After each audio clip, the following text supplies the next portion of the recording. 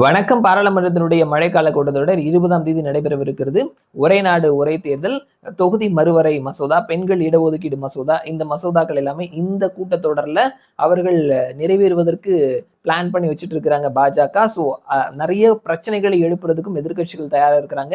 CBSE, NEET இந்த மாதிரியான குளறுபடிகள், இதுல நடந்திருக்கக்கூடிய முறைகேடுகள், இது சம்பந்தமான விவாதங்களையும் பிரச்சனைகளையும் எழுப்புறதுக்கு பிளான் பண்ணி வச்சிருக்காங்க. ஸோ இந்த நேரத்துல இந்த மசோதாக்களுக்கு திமுக ஆதரவு கொடுக்கும் அப்படின்ற செய்திகள் வந்துட்டு இருக்குது.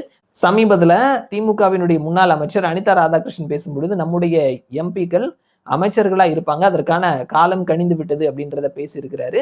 அண்ட் திமுக இந்த பில், தொகுதி மறுவரை பில்லை வந்துட்டு நாங்க மெரிட்ஸை பார்த்துட்டு ஆதரவு கொடுப்போம். அந்த பில்லை வந்துட்டு பாராளுமன்றத்துல வைத்ததற்கு அப்புறமா என்னென்ன விஷயங்கள் இருக்குது அப்படின்றத பார்த்துட்டு நாங்க ஆதரவு கொடுக்கலாமான்னு சொல்றோம் அப்படின்றத சொல்லியிருக்கிறாங்க. முற்றிலுமா நாங்க எதிர்ப்போம் அப்படின்றத சொல்லல. அவர்களினுடைய ஸ்டாண்ட் நகர்ந்திருக்குது அப்படின்றத கவனிக்கிறோம். 2ஆம் கட்ட தலைவரை நாம இதை ஆதரிக்கலாம்.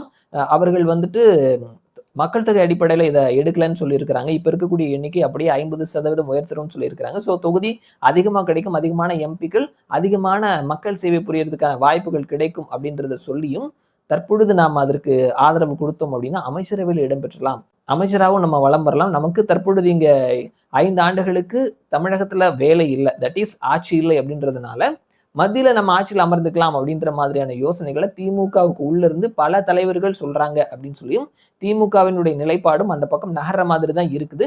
தற்பொழுது லோக்சபா தேர்தலுக்கு முன்னாடி தேர்தல் இல்லை அப்படின்றதுனால நாம இப்போ போய் சேர்ந்தோம் அப்படின்னா பெரிய அளவுல பிரச்சனை இருக்காது அப்படின்றதுனால நம்ம போயிடலாமா அப்படின்ற யோசனைகள் இருக்குது.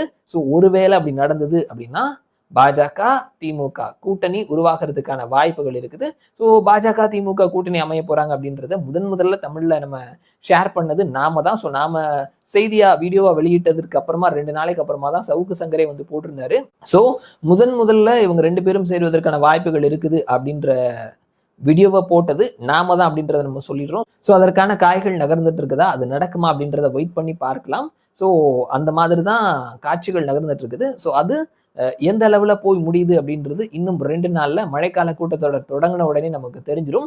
ஸோ பார்க்கலாம் என்ன நடக்குது அப்படின்னு சொல்லிட்டு. திமுக பாஜக கூட்டணி அமையுமா, அமைச்சரவையில திமுக இடம்பெறுவார்களா, எல்லாத்துக்குமான விடை இன்னும் ஒரு 2 நாள்ல தெரிஞ்சிடும். வெயிட் பண்ணி பார்க்கலாம்.